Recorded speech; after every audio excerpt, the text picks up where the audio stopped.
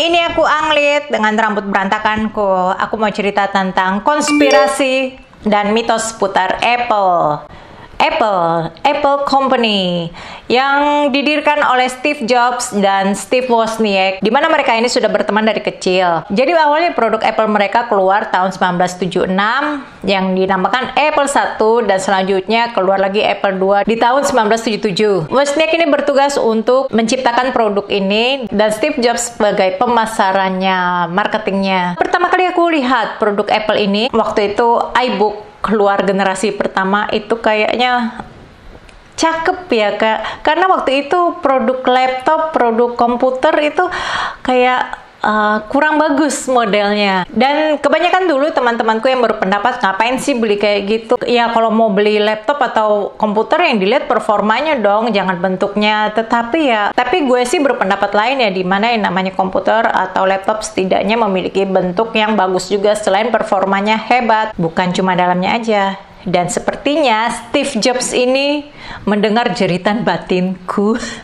Jadi yang pertama kali gue lihat produk Apple ini adalah laptop ini ya, iBook. Cuma waktu itu masih kurang efisien, dimana powernya terlalu berat, terlalu gede, ya nggak praktis ya, karena dia juga nggak pakai baterai.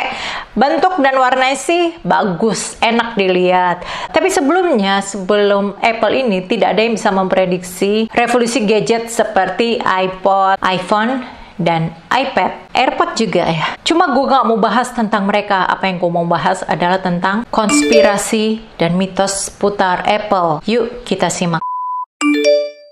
Sebagaimana yang kita tahu, Apple adalah perusahaan yang besar dan adalah perusahaan pertama dalam sejarah yang mendapatkan $1 triliun hanya dalam waktu 2 tahun sejak bergabung di stock market. Teknologi mereka memang nggak seperti teknologi pada umumnya, di mana ada yang berpendapat kalau gadget Apple ini dibuat alien. Ya, ini sih teori yang agak-agak kurang masuk akal gitu ya. Tapi lain ceritanya kalau kita lihat dua logo Apple dibentuk seperti ini.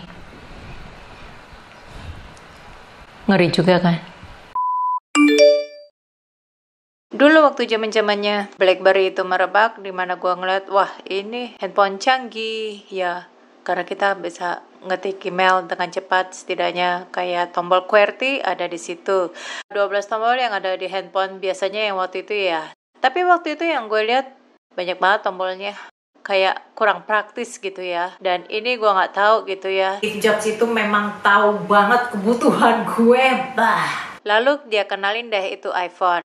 Sukses di iPhone, gak lama kemudian dia beralih ke Mac. Dia ngeluarin laptop pertama yang benar-benar super tipis. Jadi waktu si Steve Jobs ini dipecat dari perusahaan sendiri yang ia bangun, keadaan Apple sendiri sempat gonjang-ganjing ya, nyaris bangkrut. Dan kemudian Steve pun kembali masuk bergabung di Apple. Namun tahun 2011 ia meninggal. Gue masih ingat kejadian itu, di mana setiap store Apple yang ada di mall itu ditaruh karangan bunga. Jadi waktu itu sempat banyak juga yang percaya setelah kepergian Steve ini berarti kelar juga hidupnya Apple. Karena dengan karisma dan influence-nya Steve Jobs, ya apalagi yang bisa dikerjakan Apple. Tapi ternyata ada Jonathan Ive yang merupakan Senior Vice President of Industrial Design yang dapat kredit atas originalitas iMac, Click Wheel iPod, dan juga iPhone 3G. Tapi yang jelas sejak tahun 2011, memang Apple tanpa Steve Jobs ini terasa beda. Namun berkat Steve,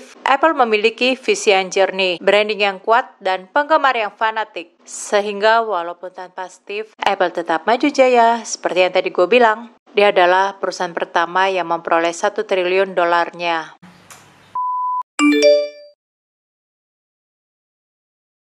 Banyak yang percaya jailbreak iPad atau produk Apple lainnya itu adalah tindakan yang tidak ilegal. Namun pada kenyataannya dengan melakukan jailbreak itu hanya berpengaruh terhadap garansi. Jadi dengan melakukan jailbreak sebenarnya tidak melanggar hukum ataupun undang-undang hak cipta. Boleh-boleh aja dikerjakan. Cuma biasanya kalau ada update itu, yang jailbreakan ini tidak bisa ikutin update-nya. Kelemahannya itu doang.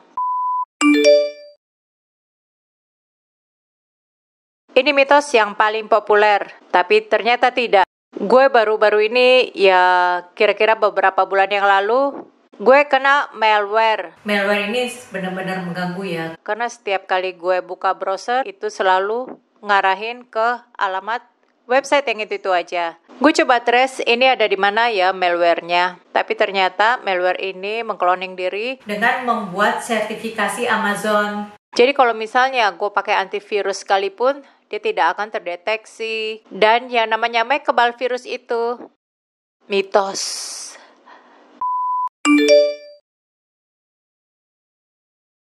Ini ada beberapa tahun yang lalu ada rumor di mana katanya Apple ini memata-matai user para pengguna Apple, di mana Apple menginstal tracking code di iOS 4 update. Hal ini sempat membuat para user Apple itu khawatir ya. Saking parahnya rumor ini sampai Kongres Amerika Serikat itu membuat penyelidikan terhadap hal ini. Namun kemudian oleh Apple dibantah. Mereka itu mengatakan kalau data yang dikumpulkan itu cuma seputar hotspot Wi-Fi dan menara BTS yang dideteksi oleh iPhone.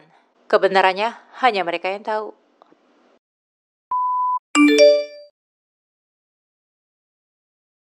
Baru-baru ini Apple memberi peringatan kepada user agar tidak menutup kamera yang ada di laptop. Alasannya dapat merusak display. Jadi menurut mereka laptop Mac ini didesain agar dapat tertutup rapat.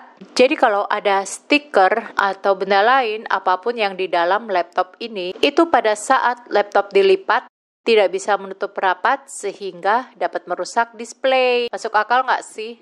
Karena memang ada ya karet yang di pinggir-pinggir bagian dalam, tapi ini kelihatan seperti bantalan agar tombol keyboard tidak menekan display. Jadi apa hubungannya sama kamera? Ada teori di mana kamera laptop ini dapat untuk memata-matai para user. Jadi ini kenapa si Mark Zuckerberg menutup kamera laptop dan mic-nya. Mitos konspirasi? Maybe. Untuk kamu yang memakai iPhone, apakah kamu pernah menyadari kalau setiap beberapa saat iPhone-mu tiba-tiba bergetar atau ada bunyi notif, tapi tidak ada aktivitas apa-apa? Pada tahun 2019, setidaknya hal ini dilaporkan oleh 90% para pengguna iPhone. Bahkan mereka mengalami hal ini beberapa kali dalam sehari. Ada dugaan kalau Apple memakai ini untuk meningkatkan waktu penggunaan iPhone, yang dimana hal ini berdampak pada konsumsi baterai. Jadi kalau baterai iPhone soak, ya itu artinya harus ganti dengan iPhone yang baru. Sedangkan kalau handphone yang lain baterainya soak, ya kan ganti baterai aja ya. Kalau iPhone gak bisa kayak gitu. Kecuali kalau memang jago utak-atik handphone dan bisa ngedapetin parts baterai yang baru. Emang dikata beli handphone murah kali ya. Gak enaknya sih dengan iPhone ya seperti itu. Semoga kamu suka dengan videoku ini. Dan nantikan video-videoku berikutnya yang akan aku upload setiap hari pukul 10.30 WIB. Stay healthy.